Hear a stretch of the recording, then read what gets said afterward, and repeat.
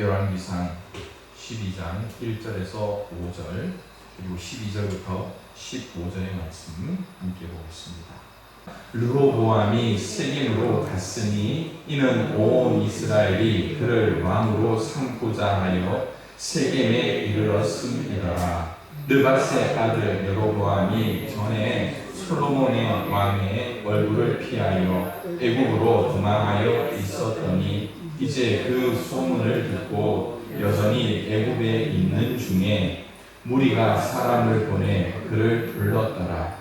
여로보암과 이스라엘의 온 회중이 와서 르호보암에게 말하여 이르되 왕의 아버지가 우리의 멍에를 무겁게 하였으나 왕은 이제 왕의 아버지가 우리에게 시킨 고역과 매운 무거운 멍에를 가볍게 하소서. 그리하시면 우리가 왕을 섬기겠나이다. 르호보암이 대답하되 갔다가 3일 후에 다시 내게로 오라 하매 백성이 가니라. 12절부터입니다. 3일 만에 여로보암과 모든 백성이 르호보암에게 나왔으니 이는 왕이 명령하여 이르기를 3일 만에 내게로 다시 오라 하였음이라. 왕이 포악한 말로 백성에게 대답할세 노인의 자문을 버리고 어린 사람들의 자문을 따라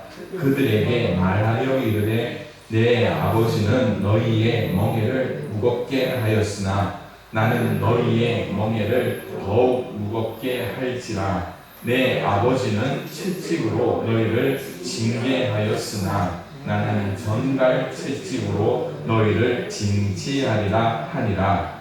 왕이 이같이 백성의 말을 듣지 아니하였으니 이 일은 여호와께로 말미암아 난 것이라.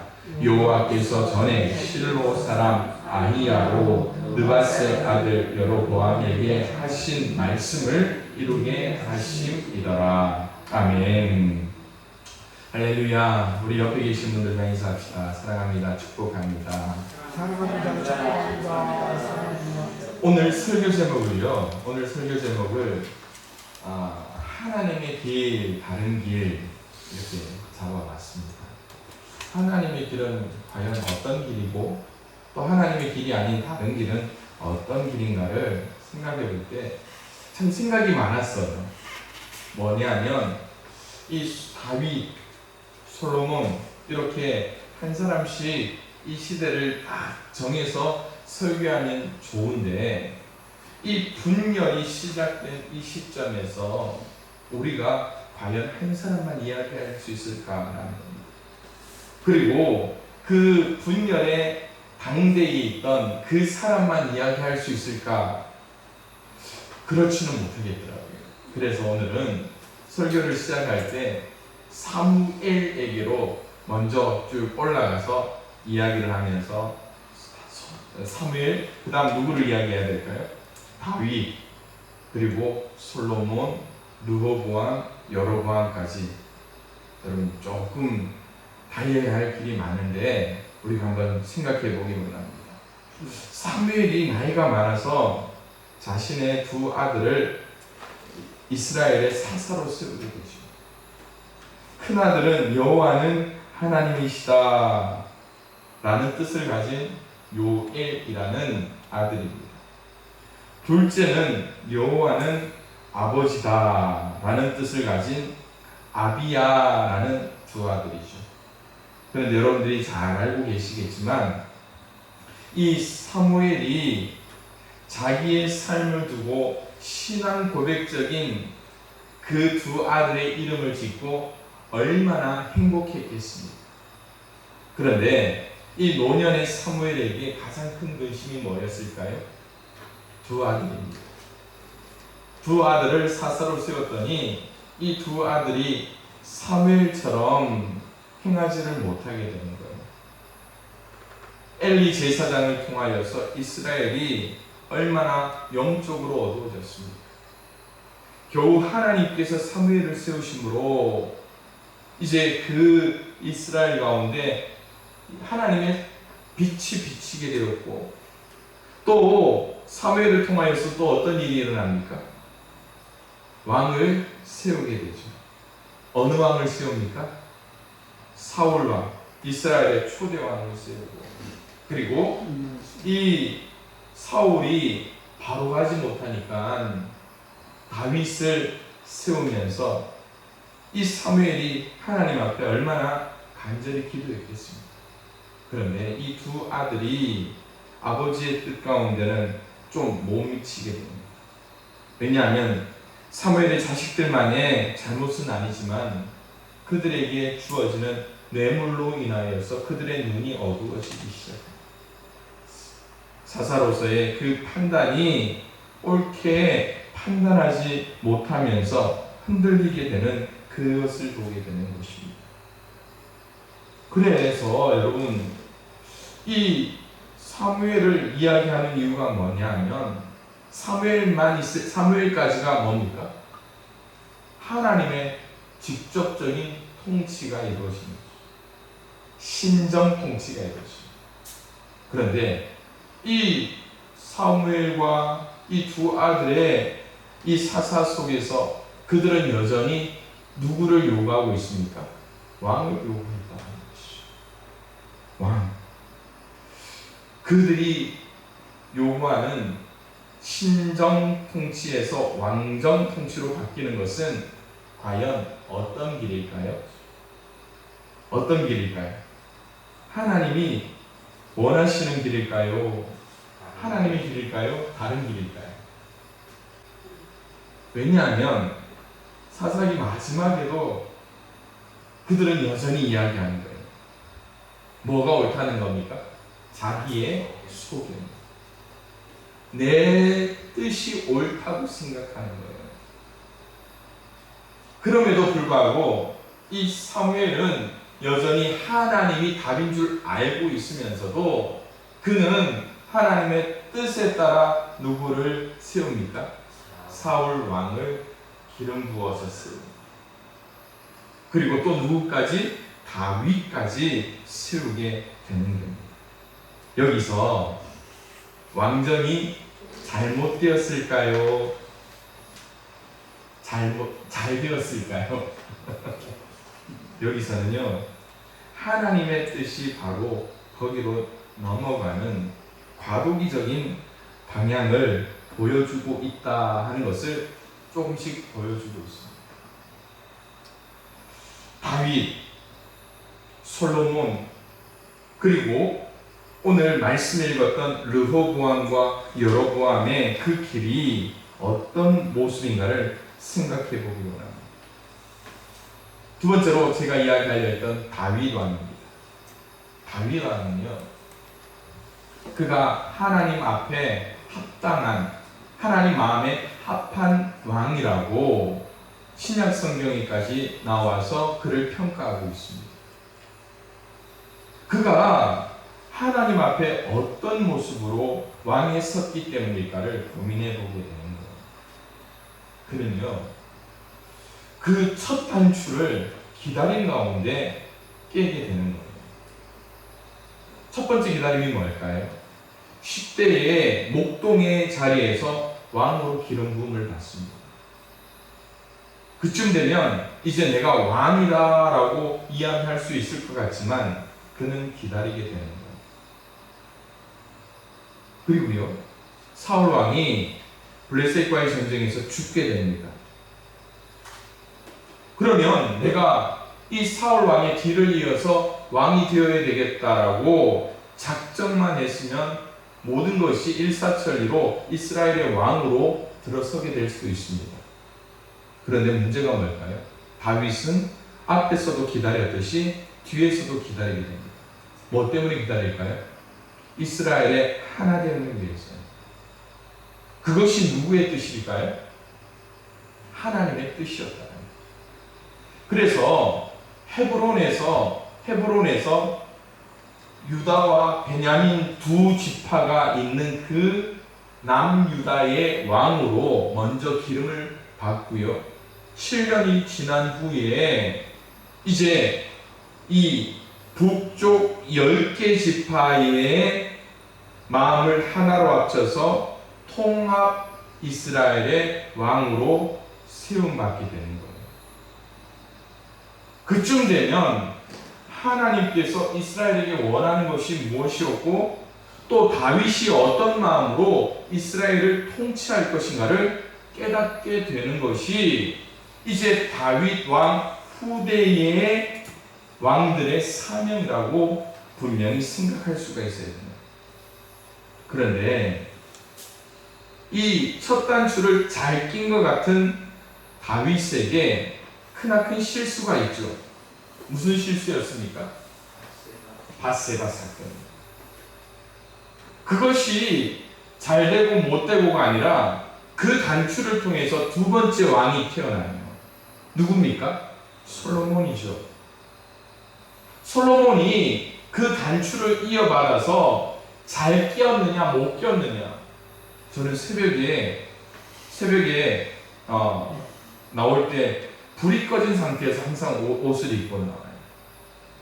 불이 꺼진 상태에서 항상 옷을 입고 나오는데 이 남방 그리고 셔츠를 입을 때 제일 먼저 윗단추를 끼고 옷을 끼게 됩니다.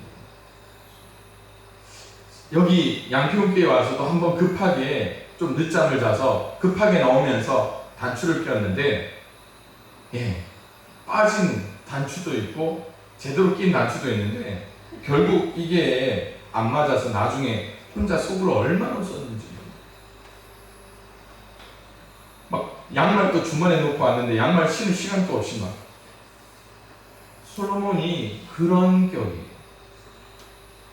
솔로몬의 업적이 뭡니까? 솔로몬의 두 가지 큰 공사를 했잖아요.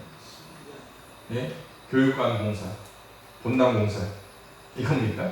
뭐예요? 하나님의 성전 공사. 그 다음 또 뭡니까? 좀 무리한 공사 하나 더 있었습니다. 무슨 공사입니까? 왕궁 공사. 자기가 살 집을 짓는데 그 왕궁의 뜰이 이 양지 평산들보다 더 넓었습니다. 어떤 일이 일어났을까요? 어쩌면 그가 가지고 있는 지혜를 통하여서 조금만 계산했더라면 아름다운 공사가 될 수 있었을 거예요. 그런데 그는 이 막중한 세금을 이스라엘 백성들에게 요구를 합니다. 돈만 있으면 될까요?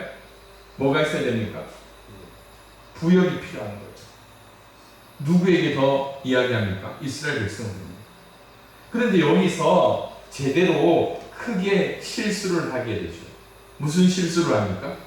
12개 지파를 균등하게 베풀어서 세금을 부과하며 12지파의 모든 것을 사람을 배분해서 인력을 공급했으면 문제가 없었을 거예요. 어떻게 할까요? 자기는 어디 소속입니까? 남유다 소속. 팔은 안으로 굽습니까? 밖으로 굽습니까? 예? 예? 안으로도 굽습니까? 밖으로도 굽습니까? 어떻게 될까요? 여기서 문제가 나죠. 또 계속 생각하시는 분이 있습니다. 집에 가서 또 이렇게 할 것 같아요. 10개 지파에 더 많이 세금을 부과해요. 10개 지파에게 또 어떻게 할까요? 더 많은 노동력을 요구하게 됩니다. 그러면서 이제 편파적인 정치를 펴게 되는 거예요. 그리고 그것이 남북 분열의 단초가 되는 것입니다. 이제 여기서 오늘 우리가 읽었던 르호보암 그리고 여로보암의 통치를 살펴보려고 하는데요. 르호보암은 그 아버지의 계보를 따라 정통이죠. 다윗, 솔로몬 그리고 르호보암의 계보를 따라 왕으로 등극하게 돼요. 어떻게 하면 잘 될까요? 어떻게 정치를 해야 될까요? 지혜롭게 하면 돼요. 왜 지혜롭게 하면 될까요? 아버지가 실수했던 것만 바로 잡으면 그는 잘 통치를 할 수 있게 되는 거죠. 그런데 이 르호보암은 그것을 깨닫지 못합니다. 다만 그는 한 가지 생각을 하게 되는 거예요. 르호보암이 왕이 되고자 어디로 간다고요? 세겜에 갑니다. 세겜, 이것이 왕의 즉위식을 하기 위해서 세겜으로 갔다는 말이에요. 보통 왕 즉위식을 어디서 하면 좋을까요? 영화를 보시면 왕들은 왕궁에서 합니다.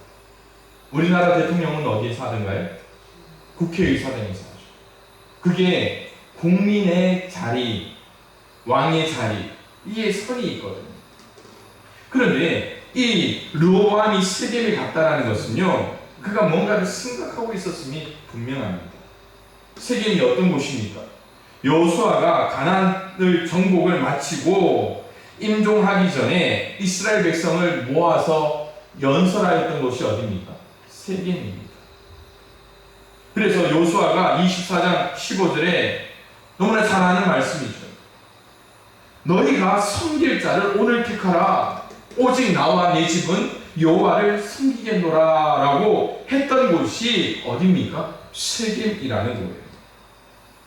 그래서 온 이스라엘은 한 마음으로 하나님과 언약을 맺고 이 세겜에 기념비를 세우고, 그리고 출애굽할 때에 가지고 나온 요셉의 유해를 이 세겜 땅에 묻게 되는 거예요. 그러면서 이 세겜은 하나님과 광야를 거쳐서 온 이스라엘이 한 마음을 모아서 누구만 섬기겠다? 하나님만 섬기겠다라고 약속한 언약의 장소가 되는 거예요. 여러분, 이 장소를 누가 잊을 사람이 있습니까? 없잖아요.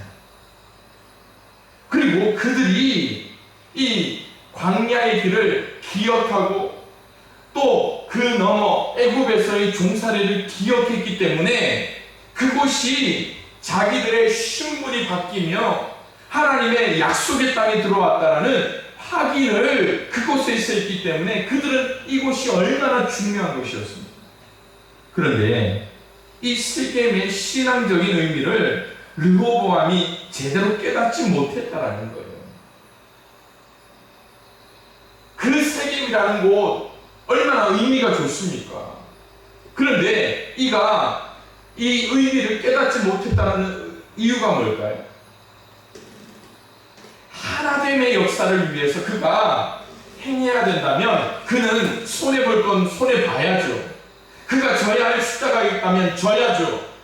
그런데 르호보암은 이 세겜에서 왕으로 등극하면서 어느 것 하나 손해보지 않으려고 하는 거예요. 북이스라엘 10개 지파가 처음부터 분리 독립할 생각을 가졌던 것은 아닙니다. 그들도 다윗의 그 마음을 알았기 때문에 한 마음으로 통일 왕국을 이루어서 하나님의 나라를 세우기를 원했던 것이 이스라엘의 역사예요. 그런데 솔로몬 통치 40년 동안 부과했던 세금과 강제 노역, 이것을 르호보암에게 경감시켜달라고, 똑같이 만들어달라고 요구했던 이야기가 우리가 읽었던 본문 6절에서 그 중간까지 나오게 되는 거예요. 그런데 답이 뭡니까? 르호보암이 니들이 그렇게 요구한다면 들어주겠다고 합니까? 안 들어주겠다고 합니까? 니들이 이야기해봐도 소용없다라고 이야기해요. 여러분, 가만히 생각해 보십시오. 세겜이 어떤 곳인가를 이야기할 때 이 애굽에서 430년 동안 종살이했던 것에 대해서 제대로 해방된 날이었잖아요. 물론 유월절을 통하여서 해방을 맞이했지만 그 기념비적인 장소가 세겜이라는데, 신명기법에서도 강제노역을 금지하고 있는데 솔로몬은 자기 과실을 위해서 세금과 강제노역을 시켰고요.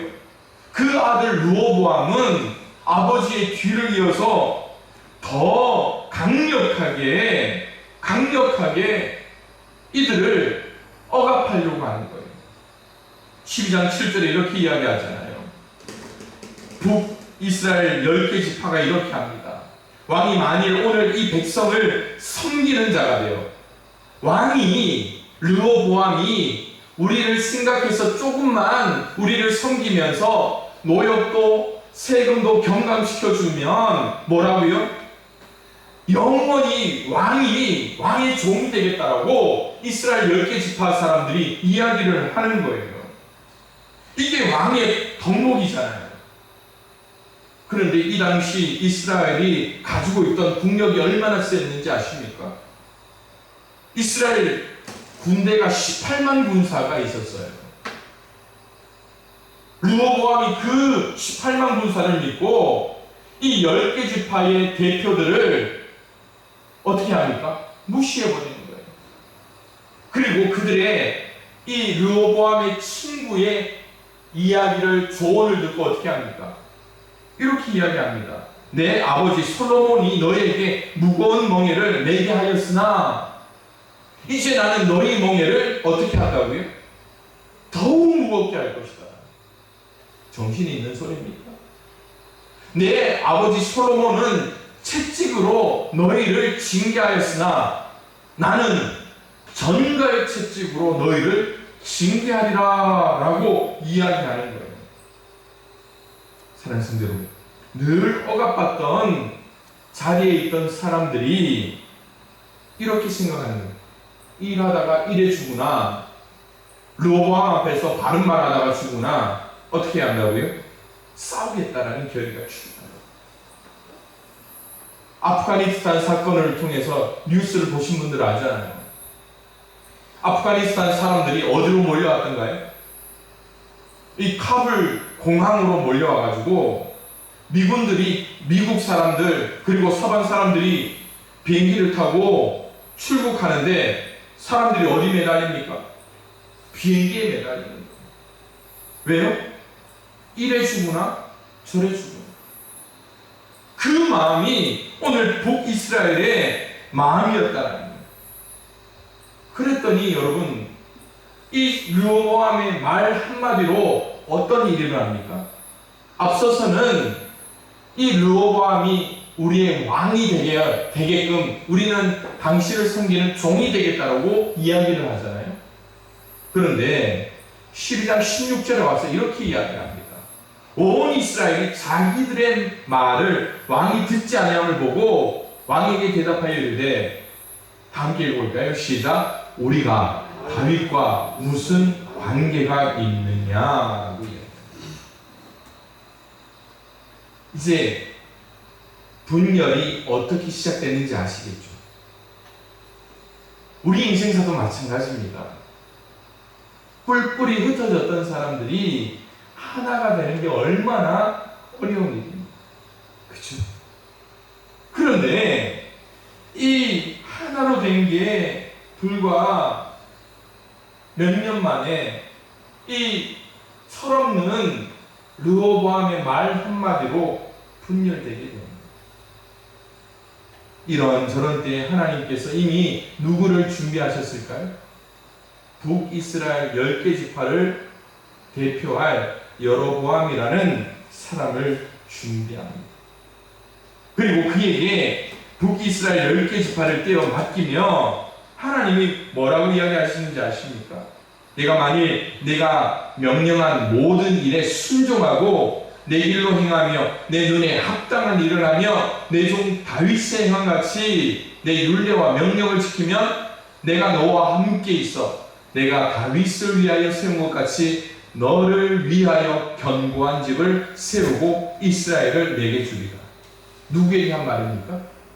하나님이 여로보암에게 하신 말씀. 조건이 여러 개죠. 뭘 지켜야 된다? 율법을 지켜야 된다. 그리고 그렇게 하면 뭘 해주겠다고요? 나라를 견고하게 해주고. 그런데 이 교만해진 여로보암도 르호보암처럼 그 첫 단추를 잘못 끼게 되는 거예요. 정치적으로 이걸 해석해버리는 거예요. 여러분, 하나님의 통치는 하나님의 통치답게 우리가 해석해야 됩니다. 이 말씀을 우리는 정치적으로 해석해야 될까요? 신앙적으로 해석해야 될까요? 신앙입니다. 왜냐하면 하나님께서 왕정을 허락하셨지만 여전히 하나님은 이스라엘의 주인이 되시고 우리 인생의 주인이 되시는 분이에요. 그런데 여로보암은 하나님이 주신 말씀을 뭘로 생각합니까? 정치적으로 생각합니다. 끝에 보이는 것만 생각하는 거예요. 뭘 생각합니까? 우리나라를 북이스라엘 10개 지파를 하나님께서 뭐로 해주겠다고요? 견고하게 해주겠다. 그리고 북이스라엘 10개 지파를 누구에게 주겠다? 누구에게? 여로보암 자신에게 주는 걸로 했습니다. 이스라엘의 주인이 누굽니까? 하나님이죠. 그런데 이 말씀을 누구로 해석합니까? 개인으로 생각해버리게 됩니다. 그러면서 이제 여로보암은 큰 일을 저지릅니다. 무슨 큰 일을 저지릅니까? 두 금송아지를 만들어서 이렇게 선포하는 겁니다. 뭘로 이야기합니까? 이는 너희를 애굽 땅에서 인도하여 낸 너희의 신입니다. 누구를 이야기합니까? 여호와 하나님을 비난합니다. 그리고 북이스라엘을 위와 아래, 베델과 단 그 두 곳에 이 신상을 세우게 되는 거예요. 사랑하는 성도 여러분, 이 일을 누가 합니까? 그리고요, 이 여로보암은 제사장을 무시합니다. 최소한 신상을 세웠다. 누가 필요합니까? 제사장이 필요하잖아요. 누구에게 제사장의 신분을 줍니까? 누구입니까? 레위 지파예요. 그런데 이제 여로보암은 누구에게 제사장 직분을 줍니까? 예. 이런 표현하면 저를 굉장히 정치적으로 볼 수도 있는데 보은 인사를 합니다. 자기에게 충성했던 사람, 눈에 보이는 잘 보였던 사람들에게 이 직분을 하사해버리는 것이죠. 그러기에 여러분, 하나님의 길과 우리 인생의 길, 하나님의 통치와 왕의 통치, 그것이 하나로 이어져야 되는데 이스라엘의 분열 시기에는 그것이 다 뿔뿔이 흩어져요. 그리고 다윗의 길로 가야 할 것인가 다른 길로 가야 할 것인가. 그래서요, 여로보암은 씻을 수 없는 죄를 지음으로 말미암아 악한 왕의 대명사가 되는 거예요. 앞으로 남유다의 왕들을 설교할 때에 그 평가가 선한 왕에 대해서는 어떻게 이야기할까요? 다윗을 따라 행하였다는 거예요. 그런데 북왕국 이스라엘의 왕들은 선한 왕이 있을까요? 없을까요? 선한 왕이 있습니까? 없습니까? 자, 있다 없다. 북이스라엘이니까 하나도 없습니다. 그런데 악한 왕, 그리고 돌이킬 수 없는 죄를 범하였던 왕들에 대해서 누구를 따라 행했다라고 할까요? 여로보암의 행적을 따라 행했다라고 평가를 합니다. 좋은 이야기일까요? 나쁜 이야기일까요? 좋은 일일까요? 아니지. 그러기에 그냥 간단하게 르호보암에 대하여 이야기하자면 다윗의 정통성을 가집니다. 그러나 그가 실수했지만 여전히 행했던 것이 있어요. 예루살렘 성전 중심에 절기를 지키고요, 또 제사를 유지하게 됩니다. 물론 앞서 우리가 봤던 대로 이 소통에는 문제가 있었던 사람이지만 그가 그 첫 단추에서는 실패했을 수도 있지만 그래도 그의 길은 다윗의 길을 따라 나가려고 했다는 것이죠. 반면 여로보암은 어떤 길을 갈까요? 백성들하고는 아주 친밀하며 소통을 잘 하게 됩니다. 그러나 그는 정통성을 갖지 못하고 결국 하나님을 무시하며 우상을 세우는 악한 왕이 되어버리는 것이죠. 그러기 위해서는 오늘 이 두 왕에 대해서 두 가지 교훈을 함께 나누려고 합니다.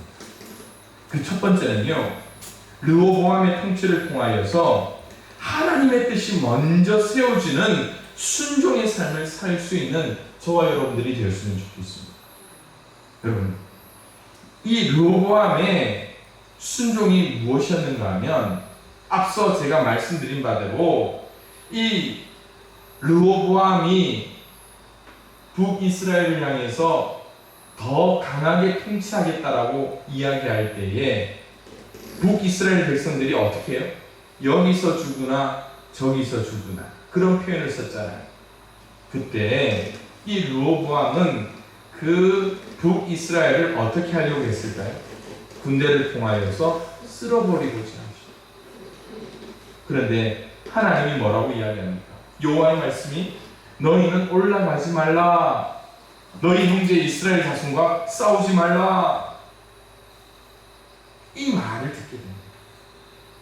그러면서 그는 비록 첫 단추는 잘못 끼었지만 그로 인하여서 자신으로 인하여서 생긴 그 뒤인 일에 대하여서 누구 이야기를 듣게 됩니까? 하나님의 뜻을 따라 순종하게 된다는 것입니다. 사랑하는 성도 여러분, 오늘 우리의 삶에서 중요한 일을 결정해야 될 때 우리는 무엇에 가장 많이 좌우됩니까? 내 감정, 내 계산, 그리고 이것이 나에게 득이 되느냐 실이 되느냐를 가장 많이 따지게 됩니다. 그런데 오늘 그 판단 속에서 르호보암은 끝에 한 가지 잘하게 되죠. 누구 말을 잘 들었다? 하나님의 말씀을 듣게 되는 것이죠. 오늘 우리의 인생길에서도 이런 결정을 해야 될 때가 참 많이 있습니다. 내 감정을 따라, 내 뜻에 따라, 손해보기 싫어서, 그리고 내가 무시당하기 싫어서 행하려고 할 때가 얼마나 많이 있습니까? 그럴 때 여러분 지혜를 갖고 여유를 갖고 하나님 말씀을 먼저 따라 행할 수 있는 우리 모두가 되기를 주님의 이름으로 축원을 드립니다. 반대의 경우도 있습니다. 하나님의 뜻에 따라 모든 것이 진행된다 할 때에 그것을 하나님 뜻 가운데 맡길 것이냐, 인본주의 그리고 자신의 결정에 따를 것이냐, 바로 여로보암의 통치를 통해서 보게 됩니다. 여러분, 여로보암이 이제 조금 르호보암과 여로보암을 아시겠죠? 아시겠죠? 자, 여기서 제가 질문을 할게요. 여로보암의 열등감이 뭘까요? 북이스라엘 왕이 되었는데 북이스라엘 사람으로서의 열등감이 뭘까요? 성전 문제죠. 또 하나가 뭘까요? 가장 중요한 한 가지 있죠. 왕인데 정통성의 문제죠. 정통성의 문제입니다. 남유다는 누가 있습니까? 다윗이 있어요. 다윗.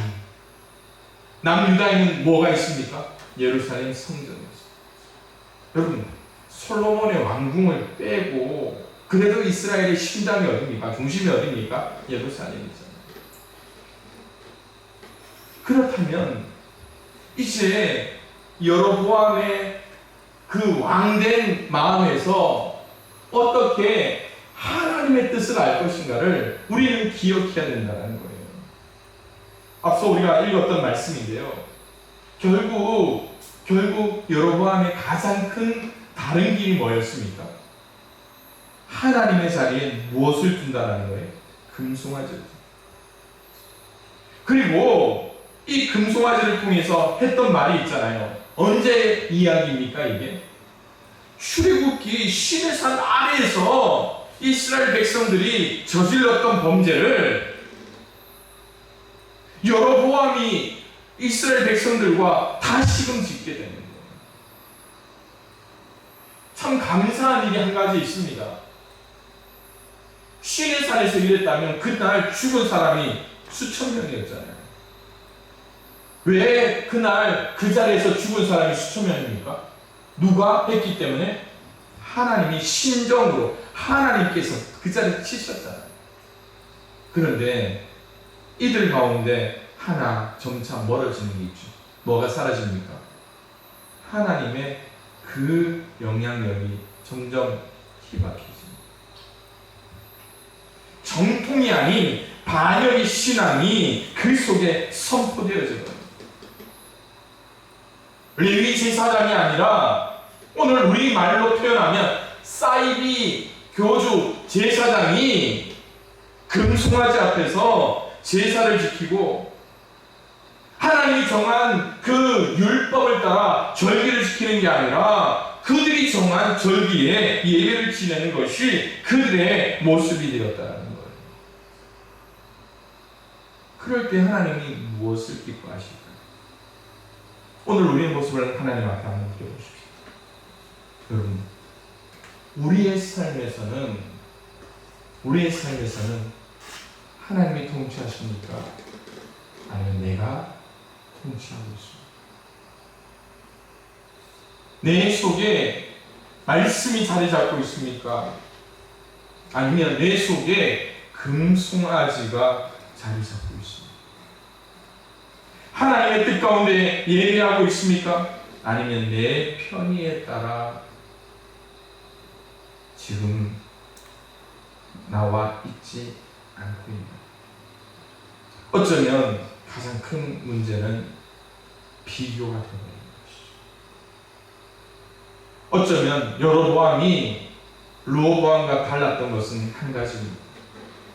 하나님의 말씀을 끝끝내 들었느냐 듣지 않았느냐.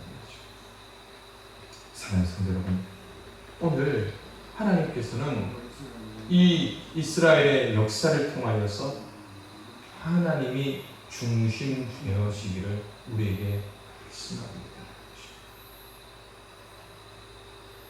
이 자리에 모든 분들이 다윗이 될 수 있습니다. 이 자리에 있는 모든 분들이 솔로몬이 될 수도 있습니다. 이 자리에 있는 분들이 르호보암도 될 수 있습니다.